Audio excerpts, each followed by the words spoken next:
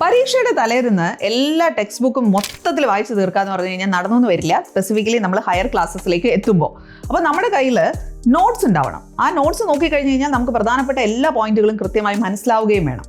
ഇത് ചെയ്യാൻ പറ്റണമെങ്കിൽ നമുക്ക് നോട്ട് ടേക്കിംഗ് എന്ന് പറയുന്ന ഒരു കാര്യം കൃത്യമായി അറിയണം. ആ രീതിയിൽ നമ്മൾ നോട്ട് ടേക്കിംഗ് നടത്തിയിട്ടുണ്ടാവണം. ഇത്തരത്തിൽ നോട്ട് ടേക്ക് ചെയ്യാൻ പറ്റുന്ന ഒരു മെത്തേഡാണ് കോർണൽ മെത്തേഡ് എന്ന് പറയും. അറ്റ്ലീസ്റ്റ് 10ാം ക്ലാസ് കഴിയുമ്പോഴെങ്കിലും നിങ്ങൾ ഇത്തരം സയൻറ്റിഫിക് മെത്തേഡ്സ് ഉപയോഗിച്ച് നോട്ട് ടേക്കിംഗ് കൃത്യമായി പഠിച്ച് അത് ഫോക്കസ് ചെയ്ത് നോട്ട് കീപ്പ് ചെയ്ത് വരിക. അപ്പോൾ പരീക്ഷയ്ക്ക് കുറച്ചുകൂടെ എളുപ്പമായിരിക്കും.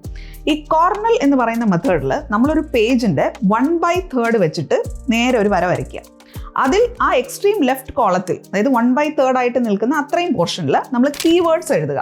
ഇപ്പോൾ നമ്മൾ പഠിക്കുന്ന ഫ്രഞ്ച് റെവല്യൂഷൻ ആണെന്ന് വിചാരിക്കും. ഫ്രഞ്ച് റെവല്യൂഷൻ്റെ കീവേഡ്സ് എന്തായിരിക്കും? അതിൻ്റെ കോസസ് എന്താണ്, അതുപോലെ തന്നെ അതിൻ്റെ കീ ഇവൻറ്റ്സ് എന്താണ്, അതിൻ്റെ ഇമ്പാക്റ്റ് എന്താണ്, അതാണ് അതിൻ്റെ കീവേഡ്സ്. അതിൻ്റെ നേരെ സൈഡിൽ നമ്മൾ കോസസിന് കാരണങ്ങളായ ഒരു 2-3 പോയിന്റ് ഉണ്ടല്ലോ, അതവിടെ എഴുതുക. കീ ഇവൻറ്റ്സിൽ അതിൻ്റെ 2-3 പോയിന്റ്, ഇമ്പാക്റ്റിൽ അതിൻ്റെ 2-3 പോയിന്റ്, എന്നിട്ട് എല്ലാത്തിൻ്റെയും താഴെ സമ്മറി, മാക്സിമം ഒരു 2-3 ലൈൻ.